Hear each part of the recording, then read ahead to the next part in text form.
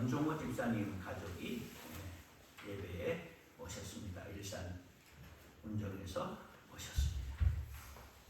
오늘 우리에게 주시는 하나님의 말씀 출애굽기 30장 1절로 10절의 말씀입니다.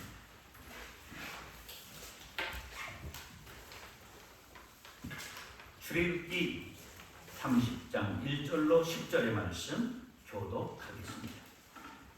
너는 분향할 제단을 만들지니 곧 조각목으로 만들되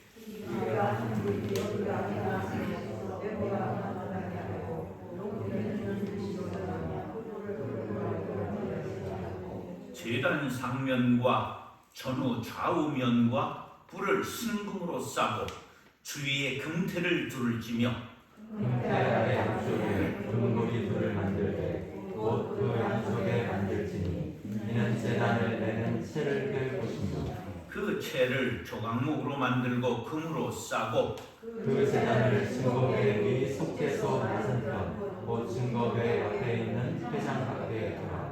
그 속죄소는 내가 너와 만날 것이며 아론이 아침마다 그 위에 향기로운 향을 사르되 등불을 손질할 때에 살을 지며 또 저녁때 등불을 펼 때에 살을 지니 이 향은 너희가 대대로 여호와 앞에 끊지 못할지니라.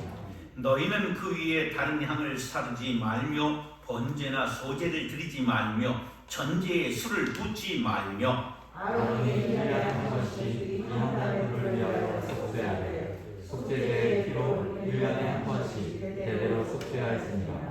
이 제단은 여호와께 지극히 거룩하니라. 아멘. 자, 따라하시죠. 기도의 향기. 기도의 향기. 여러분은 무슨 향기를 가장 좋아하십니까? 요새는 무슨 계절이죠?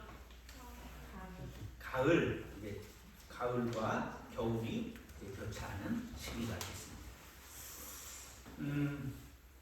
그 신경 쓰지 말고 쟤도 살겠다고 따뜻한 데 날라들어 왔는데 좀 물지 않는 거예요. 걱정하지 마시고 등치가 좀 큰 게 날라다니니까 겁먹지 마시고 꽃향기 중에 지금은 국화의 향기, 국화의 계절이죠. 국화 향기는 어떻다고요? 그 가다 그렇게 좋다고는 말하지 않고 그 가다 그렇게 말하죠. 여러분들은 꽃 향기 중에 어떤 꽃이 가장 향기로웠던 기억이 있습니까?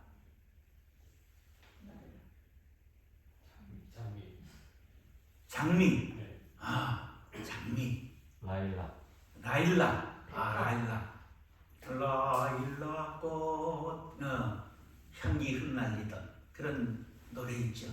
라일락 꽃이 향기가 아주 좋은 거죠. 진하죠. 꿀을 제일 많이 얻는 꽃은 뭘까? 아카시아 꽃이 향기가 좋죠. 아카시아 꽃. 그렇게 이제 아카시아 꽃이 대표적인 꿀을 얻는 꽃이지요. 또 있는데 이것은 보편적이진 않은데 혹시 여러분들 행운목 꽃을 보신 적 있어요? 행운목. 그래서 꽃을 봐야 행운을 보는 거예요. 근데 제가 한번 봤는데요. 음식 조금 하는 집사님네 신방을 갔다가 행운목이 폈는데 어느 정도로 이게 대단하냐면 아래에 꿀이 떨어져 있습니다. 행운목 꽃이 얼마나 진한지 꿀이 아래 떨어져 있어요. 그러니까 이거는 정말 고구마 꽃은 보시죠? 고구마 꽃 본 분들 좀 들어요. 고구마 꽃이 있어요. 선윤이 봤네. 올해 폈어요 고구마 꽃. 근데 고구마가 남쪽 거거든요. 우리나라는 1700년도 후반에 조엄이라고 하는 통신사가 일본에서 들여왔어요. 구황작물이 됐는데 이 남쪽 거기 때문에 꽃이 남쪽에는 많아요. 그래서 아프리카 인도나 이런 곳의 고구마에는 꽃이 많아요. 제가 지난주에 저 완도에서도 다리로 2개나 더 내려가는 아주 먼 섬에 집회를 갔다 왔어요.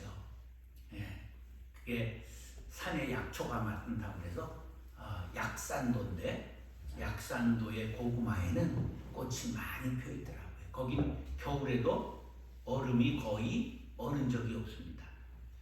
제일 제주도하고 가까운 우리 섬 그쪽에 갔다 왔는데 그게 남쪽 식물이에요.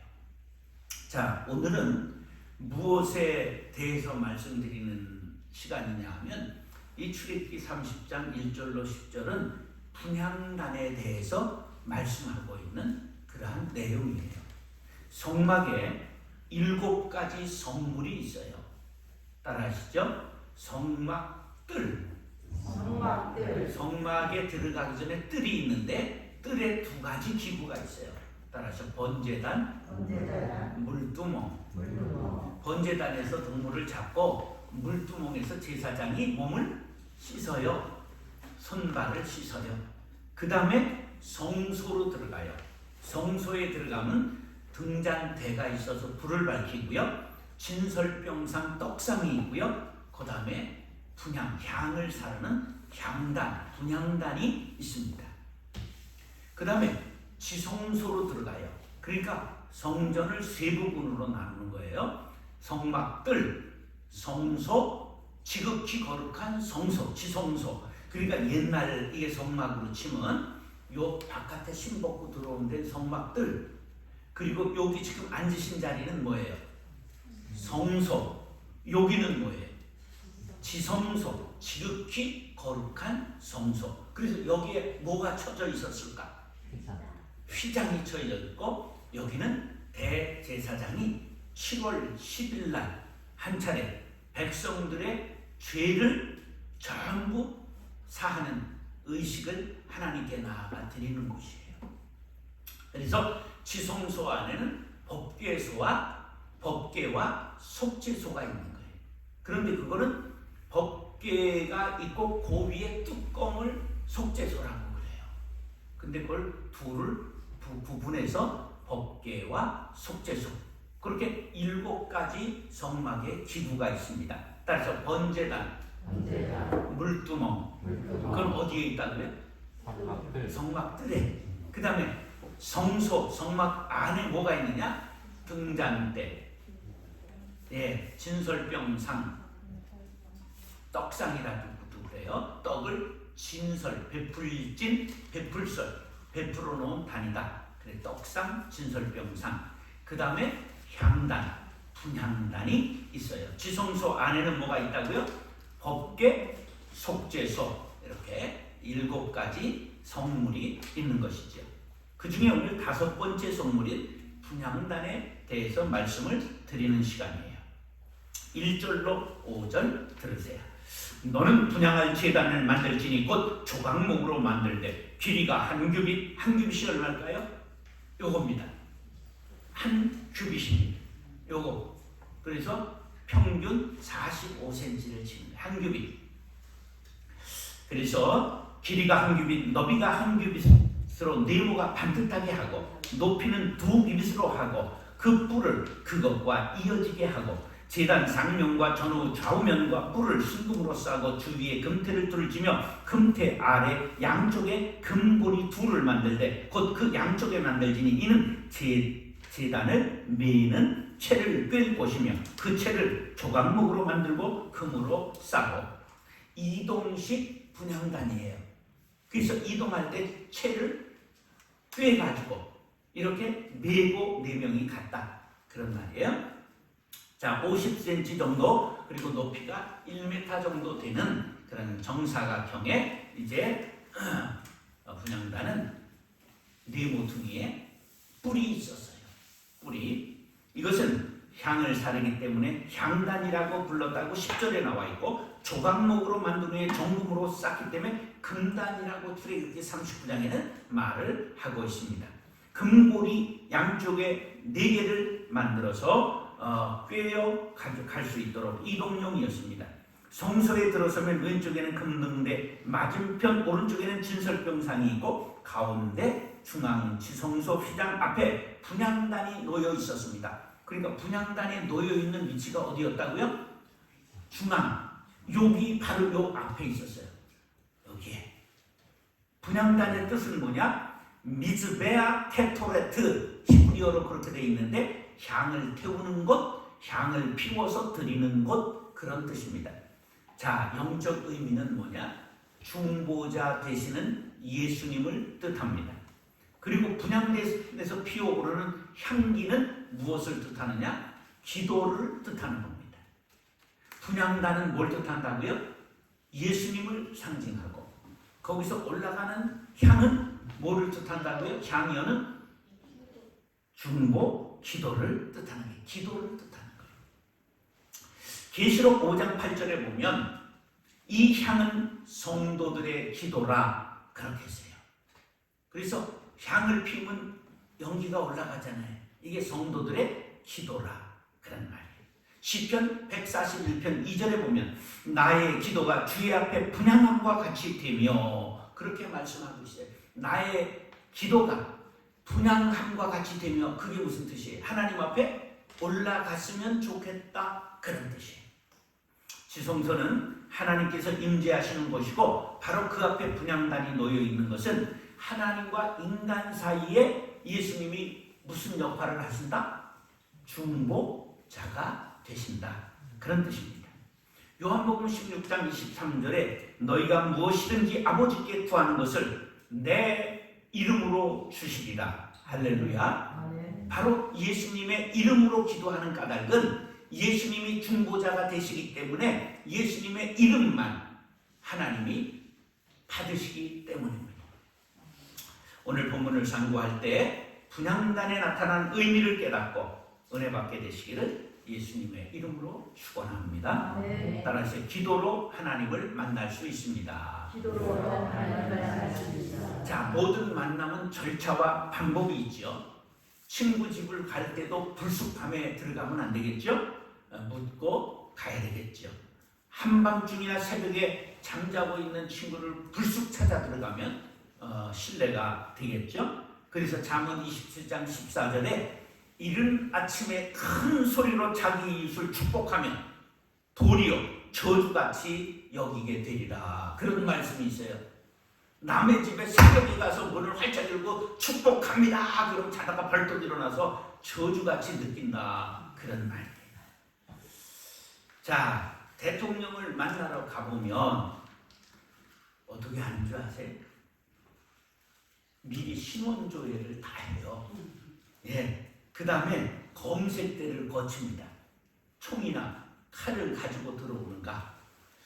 악수할 때 손을 잡고 흔들면 될까요? 안 될까요? 안 돼요.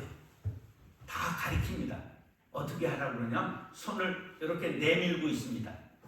그러면 대통령이 지나가면서 이렇게 잡아주고 가는 거예요. 다 예법이 있는 거야. 아유, 대통령 반갑습니다. 이러면 안 되기 때문에 이렇게 손을. 그래서 박근혜 대통령 할 때 어떻게 됐는 줄 아세요?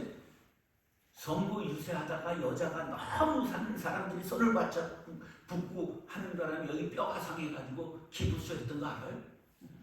그러니까 우리가 이제 그런 예법들이 다 있는 거죠. 그리고 대통령이 들어오시면 전부 일어나 맞이해야 되고 먼저 퇴장한 다음에 사람들이 나와야 하죠. 그렇다면 만왕의 왕이요 만주의 주이신 하나님을 만나는데도 절차와 방법이 있지 않겠습니까? 바로 하나님을 만나는 방법이 뭐라고요?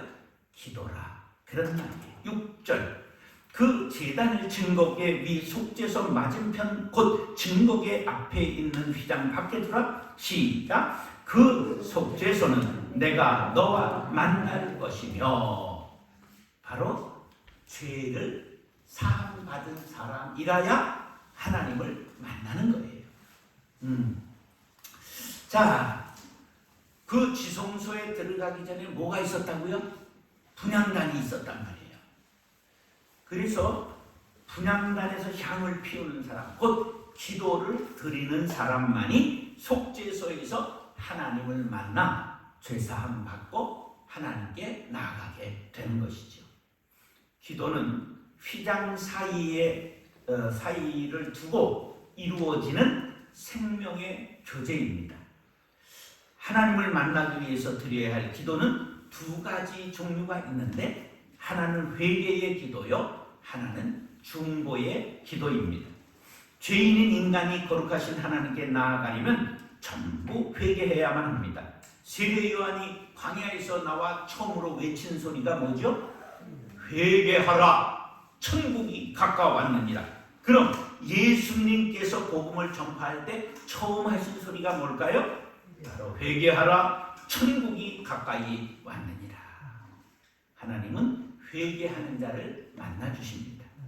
다윗이 성군으로 추앙받은 것은 깨끗하고 거룩하게 살아서가 아니라 우리보다도 더 흉한 죄를 지었지만 충성된 부하 우리아의 아내를 범하고 그것을 은폐하기 위해 우리아를 사지에 집어넣고 전쟁에서 죽게 만들었어요. 세상에서 용서받을 수 없는 악한 죄를 저질렀습니다. 그런데 나단 선지자가 와서 죄를 지적하자 즉시 무릎을 꿇었는데 얼마나 회개했는지 시편 6편 6절 9절에 보면 내가 단식함으로 피곤하여 밤마다 눈물로 내 침상을 띄우며 내 요를 적시나이다. 여호와께서 내 간구를 들으시며 여호와께서 내 기도를 받으시리로다. 얼마나 울었다고요? 눈물로 침상이 배처럼 떴다. 내 요가 다 젖었다. 죄가 있느냐 없느냐가 문제가 아니라 회개했느냐 아니했느냐가 문제임을 기억하시기 바랍니다. 하나님께서 회개할 때 그 기도를 들으시고 용서해 주십니다. 그 다음 드릴 기도가 중보기도입니다. 중보기도는 성숙한 그리스도인이 드릴 수 있는 기도입니다. 분향단은 중보기도 하시는 예수 그리스도의 모형입니다. 예수님께서는 하나님과 인간 사이에 유일한 중보자가 되십니다. 그래서 지상에서 올라가는 성도들의 기도를 예수님이 접수하셔요. 그리고 하나님께 올려드립니다. 로마서 8장 34절. 누가 정죄하리요? 죽으실 뿐 아니라 다시 살아나신 이는 그리스도 예수시니 그는 하나님 우편에 계신 자여 우리를 위하여 간구하시는 자십니다. 예수님이 승천하셔서 어디에 앉아 계시죠? 하늘 보좌 우편에 앉아 계세요. 그럼 뭘 하시는 거예요? 바로 우리를 위하여 중보 기도하시는 거예요. 중보 기도가 뭐냐? 도움을 필요로 하는 사람들을 위해 자격을 갖춘 사람들이 하나님께 간구하는 행위입니다. 자, 창세기 18장 보면 아브라함이 조카 롯이 사는 소돔과 고모라의 멸망을 막기 위해 하나님 앞에 끈질기게 기도했어요. 의인 몇 명이 없어 멸망하죠? 10명이 없어 멸망할 때까지 50명, 45명, 40명, 30명, 20명, 10명 이렇게 흥정을 한단 말이에요. 하나님 앞에. 그래서 다 멸망할 때 아브라함을 생각하셔서 롯을 소돔과 고모라 성에서 나갈 수 있게 해 주셨죠. 모세를 생각해 보세요. 하나님께서 광야에서 화가 이스라엘 민족을 전부 멸하시려고 한 적이 있어요. 그때 모세가 간절히 하나님 앞에 간구했어요. 모세가 그의 하나님 여호와께 구하여 이르되 여호와여 어찌하여 그 큰 권능과 강한 손으로 애굽 땅에서 인도하여 내신 주의 백성에게 진노하시나이까. 주의 맹렬한 노를 그치시고 그 뜻을 돌이키사 주의 백성에게 이 화를 내리지 마옵소서. 여호와께서 뜻을 돌이키사 말씀하신 화를 그 백성에게 내리지 아니하시니라. 할렐루야. 사무엘 선지자는 백성들을 위하여 얼마나 중보 기도를 했는지 중보 기도를 쉬는 것을 뭐라고 그랬죠? 죄라고 말했어요. 이게 유명한 말씀인데 사무엘상 12장 23절 나는 너희를 위하여 기도하기를 쉬는지를 여호와 앞에 결단코 범하지 아니하고 선하고 의로운 길을 너희에게 가르칠 것인즉. 할렐루야. 중보기도는 진정으로 거듭난 성도들의 의무이자 권리입니다. 예수님의 중보로 우리는 거듭났습니다. 그러므로 자신의 문제뿐만 아니라 타인의 문제, 공동체의 문제, 우리 민족의 문제인 통일의 문제를 가지고 우리는 반드시 기도해야 될 줄로 믿습니다. 아멘. 그때에 하나님이 우리를 만나주십니다. 아멘. 회개 기도와 중보 기도로 하나님을 날마다 만나게 되시기를 중보의 모범 되신 예수님의 이름으로 축원합니다. 아멘. 따라서 항상 기도해야 합니다. 항상 기도해야 합니다. 모든 일은 기도로 시작하고 기도로 끝내야 됩니다. 아멘. 하루는 기도로 시작하고 기도로 마쳐야 됩니다. 아멘. 한번 따라서 도시 도종. 도시 도종. 예, 기도로 시작하고 기도로 마친다 하는 말을 한자어로 도시 도종 그렇게 말합니다. 제사장들은 향단의 향을 끊어지지 않도록 항상 사르고 저녁 때의 등불을 켤 때에도 향을 피웠습니다. 7절, 8절, 10절입니다.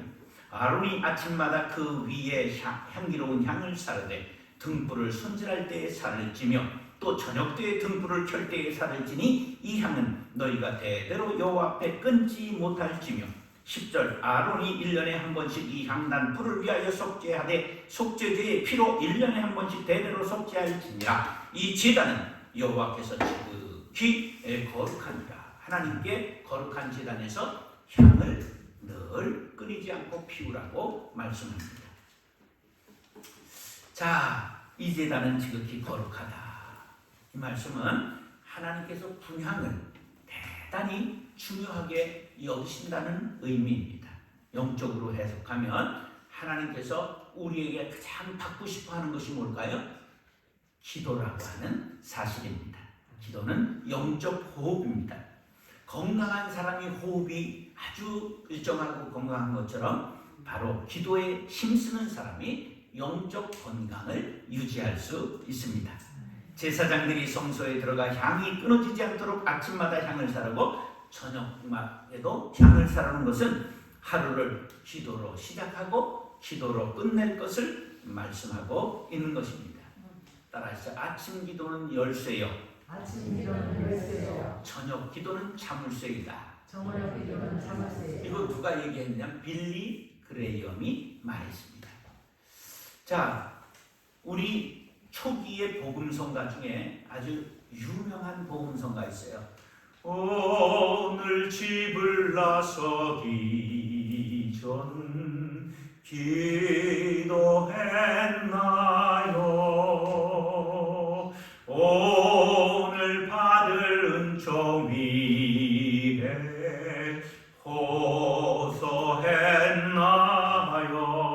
호소했나요? 기도는 우리의 안식 빛으로 인도하리. 앞이 캄캄할 때 기도 잊지 마세요. 마음이 분노 가득할 때 기도했나요? 나의 앞길 막는 친구 용서했나요? 어려운 시험 당할 때 기도했나요? 주가 함께 당하시면 능히 이기리. 나의 일생 다 가도록 기도했나요? 기도하리라. 주께 맡긴 나의 생에 영원하리라. 오늘 집에 돌아가서 기도합시다. 오늘 받은 은총 위에 감사하면서 우리가 하루를 기도로 시작하고 기도로 마치면 영적 전쟁에 승리할 줄로 믿습니다. 아멘. 제가 29의 금왕교회라고 음성의 광산천 폐광된 데를 담임전도사 내려가게 됐습니다. 그래서 이제 그분을 몇 번 만났는데 70 먹은 전도사님이 이제 은퇴하셨어요. 남자 전도사님이. 그런데 이분을 서울에 만나 식사 대접을 한 적이 있는데 함께 택시를 탔는데 두 손을 모으고 기도하시더라고요. 식당 가서 식탁에 앉았는데 기도했습니다. 밥이 나오니까 식사 기도했습니다. 함께 몇 시간 지내면서 여러 번 자리가 바뀔 때마다 기도하는 것을 보고 감명을 받은 것이 잊혀지지 않습니다. 이런 신앙의 자세를 갖는다면 늘 하나님과 동행하게 될 줄로 믿습니다. 아멘. 안중근 의사의 유물 중에 보물이 된 족자 아세요? 일일 부독서 하면 부중 생영이라 아주 유명한 족자예요. 이게 무슨냐면 하루라도 독서를 하지 않으면 구중, 입 안에 바로 가시가 돋는다 그런 말이에요. 하루라도 성현의 글을 읽고 마음을 수행하지 않으면 남의 마음에 상처를 주는 말을 하게 된다 그런 의미를 담고 있는 것입니다. 그리스도인들이 잠시라도 기도하지 않으면 영적 전쟁에서 마귀의 괴계를 물리칠 수가 없습니다. 마귀는 성도들을 넘어뜨리려고 쉬지 않고 공격하기 때문입니다. 그래서 근신하라 깨어라 너희 대적마귀가 우는 사자같이 두루 다니며 삼킬 자를 찾는다고 베드로 사도는 말씀하셨습니다. 이런 세상을 살면서 마귀의 밥이 되지 않기 위해서는 쉬지 말고 기도하라는 사도 바울의 가르침을 우리는 마음에 새겨야 합니다. 에베소서 6장 18절에 보면 모든 기도와 간구를 하되 항상 성령 안에서 기도하고 어떻게 기도하라고요? 항상 기도하라. 이 말을 전에 성경엔 뭐라고 그랬을까? 무시로라고 그랬어요. 무시로. 어디서 들은 것 같지 않아요? 나훈아의 노래 무시로 그런 노래가 있대요. 그것만 기억하지 말고 에베소서 6장 18절에 옛날 항상을 뭐라고 그랬다? 무시로라고 했다. 무시로가 뭐냐? 시도 때도 없이 수시로 그러한 뜻입니다. 기도는 어떻게 해야 된다고요? 시도 때도 없이 수시로 기도하는 것입니다. 기도는 하나님의 능력을 내 능력으로 끌어당기는 것. 기도는 하나님의 뜻이 내 안에 거하도록 하는 것입니다. 나는 비록 약하지만 기도하면 하나님의 능력 안에 거하기 때문에 강하게 되고 능하게 되고 성령으로 충만하게 되는 것입니다. 아멘. 그래서 분별력을 갖게 되고 통찰력을 얻게 되고 성령으로 충만하게 되는 것입니다. 그러므로 우리가 지혜롭게 되고 성결하게 되고 죄로부터 멀어진 깨끗한 사람이 되기 위해서 기도해야 합니다. 아멘. 기도하지 않는 박사보다 기도하는 할머니가 더 지혜롭고 기도하지 않는 골리앗보다 기도하는 다윗이 더 용맹한 법입니다. 아멘. 기도하지 않는 부모는 가정과 자녀를 지킬 수가 없습니다. 기도하지 않으면 하나님의 임재를 경험할 수 없으므로 영적 무지에 빠지게 됩니다. 사랑하는 여러분, 모든 일을 기도로 시작하고 기도로 마치는 성도님들 되시기를 예수님의 이름으로 축원합니다. 아멘. 따라하시죠. 예수님의 이름으로 기도해야 합니다. 예수님의 이름으로 기도해야 합니다. 레위기 10장에 보면 큰 사건이 일어나요. 아론의 아들 나답과 아비후가 각기 향로를 가져다가 여호와께 명령하시지 아니하신 다른 불을 담아 여호와 앞에 분향하였더니 불이 여호와 앞에서 나와 그들을 삼키매 그들이 여호와 앞에서 죽은지라. 자, 하나님 앞에 그 성전에 제사를 지는데 향로에 불을 피기 위해서 다른 불을 담았다는 거예요. 반드시 분향단의 향을 피우기 위해서는 번제단의 불만 사용해야 됐습니다. 그럼 다른 불을 담아다가 피웠다가 그 불이 확 이들을 삼켜버려서 타서 죽었다. 그런 놀라운 말씀이 레위기 10장에 나와 있어요. 이게 무슨 뜻일까? 예배하는 자는 신령과 진정으로 해야 한다. 하나님께 나아가는 성실함과 경외하는 마음을 가지고 예배해야 된다. 아멘. 자, 분향단의 향을 피우는 것, 성냥불 그거 되면 되는 것 같죠? 아닙니다. 가벼운 일이 아닙니다. 하나님 앞에서 행하는 일은 두려움과 근신하는 마음이 있어야 한다는 것입니다. 왜냐하면 오늘 9절 다 같이 보겠습니다. 9절 시작. 너희는 그 위에 다른 향을 사르지 말며 번제나 서제를 드리지 말며 천지의 술을 붓지 말며. 다른 향을 사르지 말라. 성소 분향단에서 사용하는 향은 아무 향이나 사용할 수 없습니다. 드릴 향도 반드시 법으로 정해서 만들었습니다. 출애굽기 30장 34절로 38절에 보면 너는 소야향과 나감향과 풍자향의 향품을 가져다가 그 향품을 유향에 섞되 각기 같은 분량으로 하고 그것으로 향을 만들되 향 만드는 법대로 만들고 그것에 소금을 쳐서 성결하게 하고 그랬어요. 소야향, 나감향, 풍자향, 유향, 그 다음에 소금, 이렇게 5가지 재료를 가지고 바로 이 향을 만들어라. 그렇게 정해 주었습니다. 소야향은 인도에서 나오는 향인데, 향나무인데, 이것은 이제 자원해서 하나님 앞에 자신을 드려라. 그런 뜻이에요.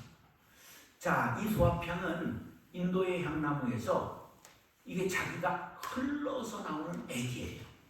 그렇기 때문에 기도는 억지로 하는 것이 아니라 스스로 흘러나와서 하나님 앞에 드려야 한다.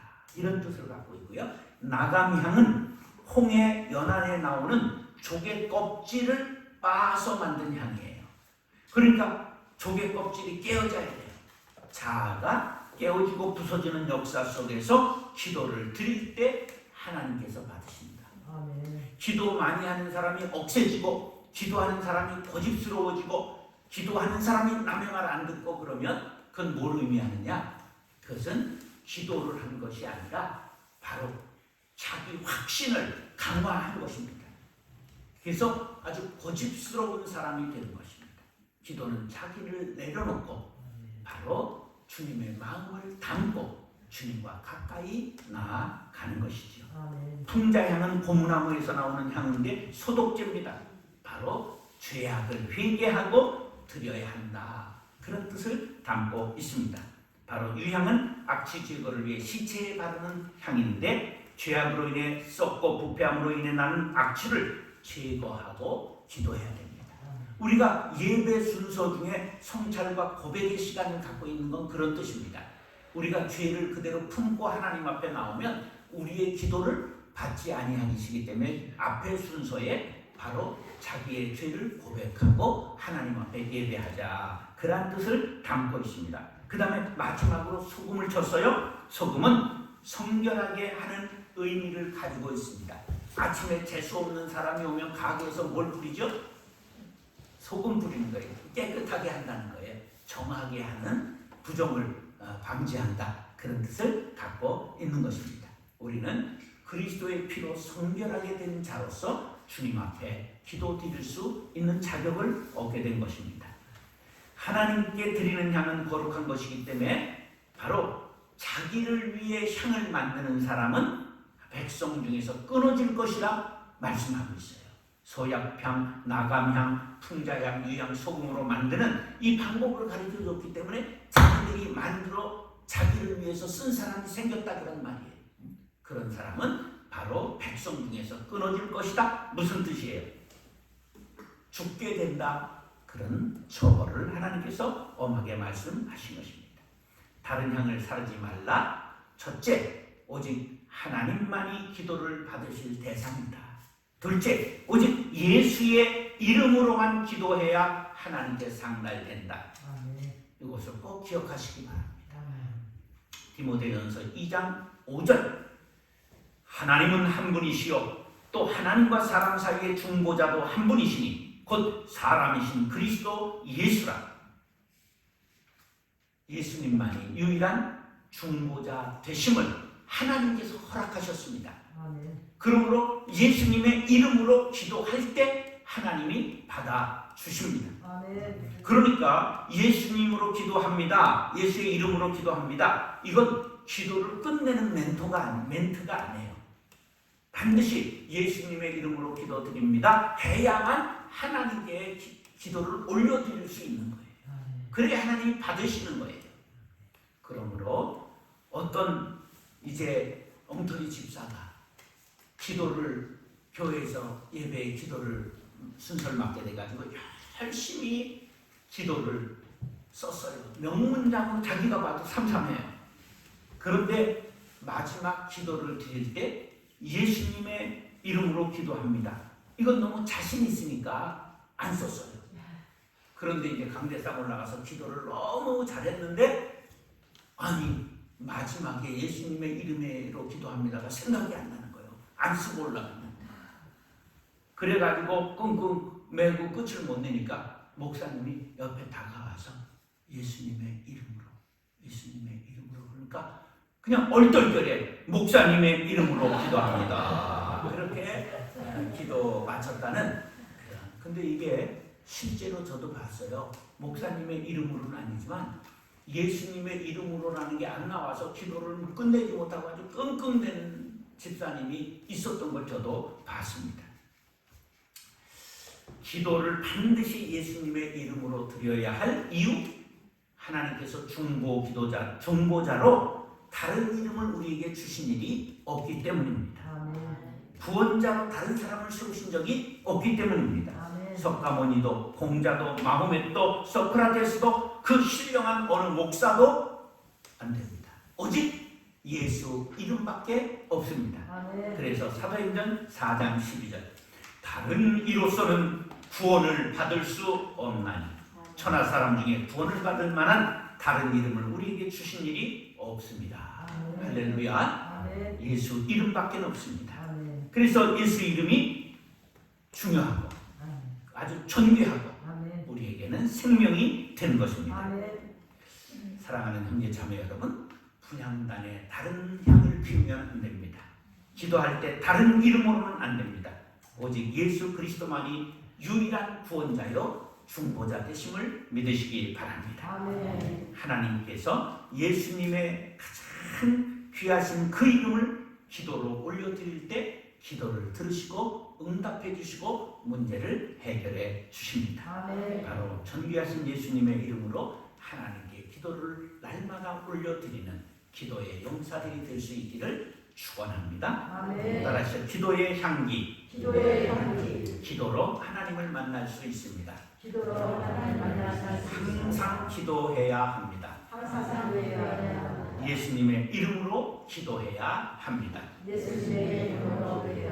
기도하겠습니다.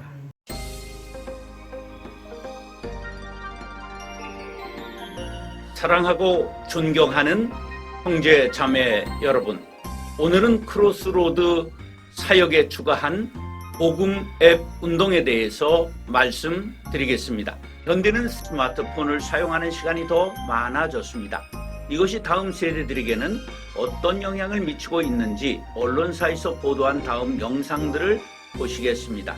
미래창조과학부에 따르면 청소년의 스마트폰 사용량은 하루 평균 7.3시간으로 일반 이용자보다 2배가량 높은 것으로 집계되었고, 인터넷 중독률과 비교했을 때도 스마트폰 중독률이 더 높은 것으로 나타났습니다. 이 사용이 과하지 않은 또래에 비해 반응의 정확성이 5분의 1 수준입니다. 청소년들을 위협하는 음란물과 성매매 창구로 변질됐다는데요. 스마트폰으로 음란물을 본 적 있는지 중학생들에게 물어봤습니다. 막대 들어가면 너무 많은데? 한 7,000페이지거든요. 어떻게 보셨습니까? 다음 세대에게 미치는 스마트폰의 문제들이 심각하지 않습니까? 향후 가상현실과 증강현실, 인공지능을 기반으로 하여 더욱 더 세상적, 정욕적, 마귀적, 비성경적 콘텐츠를 양산할 것이며 영혼을 파괴시킬 것입니다. 이에 크리스천 자녀들을 보호하는 대안은 무엇일까요? 모든 문제의 답은 성경으로 돌아가는 것입니다. 이 문제 역시 성경적 복음 앱을 개발 보급하여 영적, 지적, 정서적으로 피폐시키는 악성 앱을 대체하는 것입니다. 성경으로 놀게 하는 것이지요. 이 일이야말로 다음 세대를 향한 모든 성도들의 시대적 사명입니다. 크로스로드 복음 앱 운동에서는 다음과 같이 이 사명을 감당하고자 합니다. 첫째, 이미 개발되어 있는 복음 앱을 선별하여 암 바구니에 담아 추천하고 있습니다. 암 바구니에는 성경, 찬송, 묵상연구, CCM, 어린이, 미디어, 교회 자료 등의 카테고리로 분류하여 신앙생활에 유익한 50여 종의 복음 앱이 담겨 있습니다. 둘째, 성경적 복음 앱을 개발 보급합니다. 첫째, 라크마 365입니다. 매일 성경 한 절씩을 한글, 영어, 일본어, 중국어로 암송할 수 있도록 텍스트와 음원이 탑재되었습니다. 두 번째, 성경 목록 게임. 성경 66권의 목록을 노래와 함께 게임으로 암송할 수 있는 앱으로 한글, 영어, 일본어, 중국어, 몽골어 5개국어로 만들었습니다. 팔복이 세 번째입니다. 마태복음 5장의 팔복을 음성으로 들으며 팔복을 연상할 수 있는 아이콘 16개를 연결하여 암송할 수 있도록 만든 게임입니다. 네 번째, 카르포스입니다. 성령의 9가지 열매를 아이콘으로 표현하고 같은 아이콘을 다양하게 연결하면서 음원을 들으면 저절로 성령의 9가지 열매가 암송되는 게임입니다. 다섯 번째, 성경 엄지족입니다. 여섯 번째, 성경 멸류관 게임입니다. 일곱 번째, 성경 십자말 게임입니다. 개발된 복음 앱은 교회에서, 수련회에서, 각종 행사에서 다음 세대뿐만 아니라 모든 성도들을 대상으로 활용하면 스마트폰을 은혜의 도구로 만드는 디딤돌이 될 것입니다.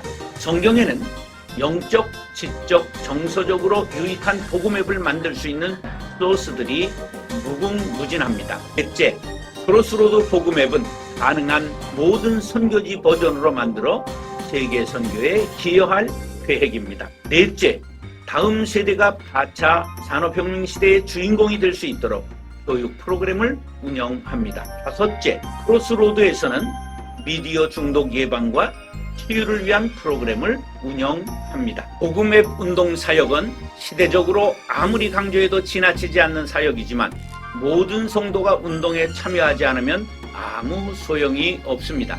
복음앱 운동에서 개발된 모든 앱에는 카톡, 페이북, 트윗 등 SNS로 주위에 알릴 수 있는 공유 기능이 있습니다. 주변의 성도들에게 많이 알려서 모두가 스마트폰을 은혜의 도구로 사용할 수 있게 합시다. 또한 성도 여러분의 기도와 성원은 감사, 감격, 감동의 감바구니가 감탄이 절로 나오는 바구니로 만들어져 가게 될 것입니다.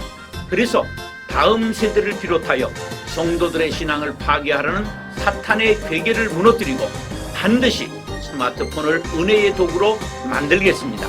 우리 모두가 한 마음으로 참여합시다.